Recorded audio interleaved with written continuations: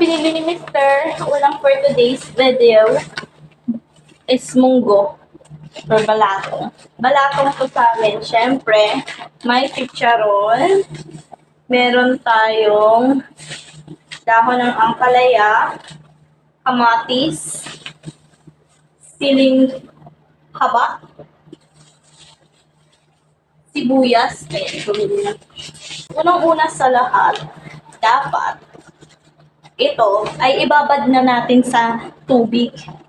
Bakit binababad muna sa tubig ang munggo bago lutuin? Mali! Kasi ang munggo ay nagka-create ng gas sa ating katawan. Kakabagan ka guys. So para ma-lessen yung gas na pinecreate ng munggo, kailangan ibabad mo siya sa tubig. Okay? Ganun yun guys. Ibababad natin siya sa tubig. Yung iba, binababad for 24 hours. Pero dahil lulutuin na natin ito mamaya, siguro mga, ano lang, anong oras na ba? 11:30. So, iluluto ko siya ng alas 6 ng hapon. Lutangan na sila. Okay, tanggalin lang natin mga anik-anik. Magpapaligo muna ako kay Doggy. 6 PM na guys at okay na itong aking binabad na munggo. Huhugasan ko na siya at pakukuluan at sisimulan ko ng magluto.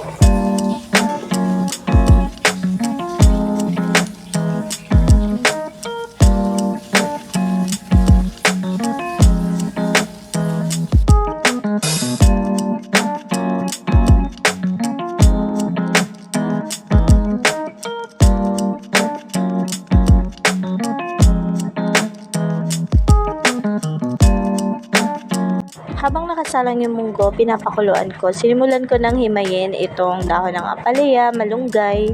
Tapos isusunod ko ng hiwain yung sibuyas, bawang, kamatis. Ayan, pitpitin ko lang itong bawang, tanggalin yung balat syempre. Tapos hiwain lang ng maliliit, minced garlic. Same with sibuyas.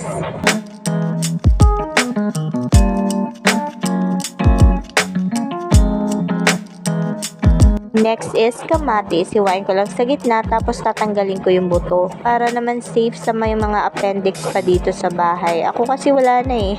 So, for the sake of their appendix, tinatanggal ko yung buto ng kamatis guys.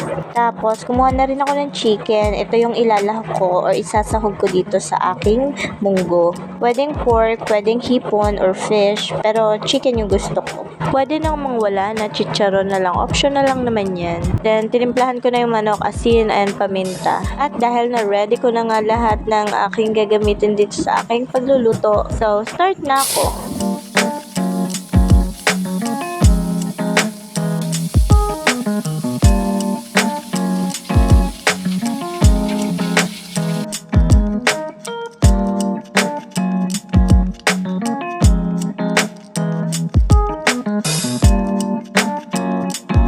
Yan, inuna ko lang lutuin yung chicken. Prinito ko lang to, tapos binawasan ko yung mantika. Sinet aside ko na rin muna yung chicken. At magigisa na ako ng sibuyas, then bawang, at kamatis. Dapat lutong-luto siya guys, as in lutong-luto yung kamatis para yumminess.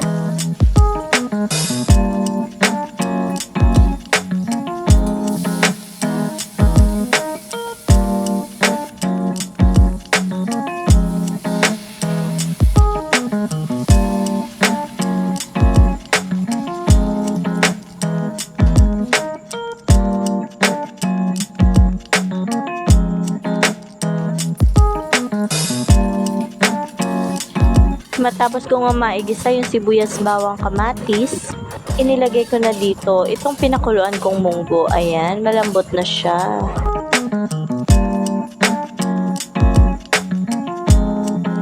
Nang kumukulo na itong munggo, nilagay ko na yung dahon ng ampalaya, dahon ng malunggay, at siling green or siling haba. Lalagyan ko rin ito ng siling labuyo.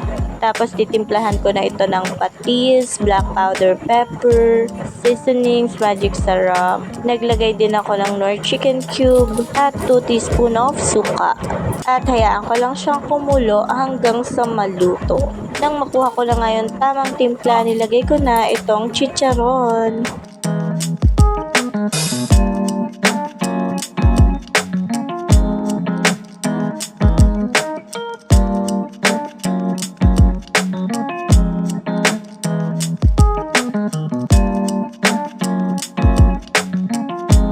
O siya, okay na to guys. Luto na ang aking ginisang munggo.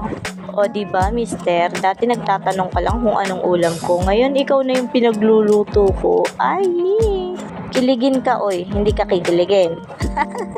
Anyways, yun lang guys. Maghahain na ako para makakain na kami. That's it for today's video. Kain po tayo. Thank you for watching. Bye!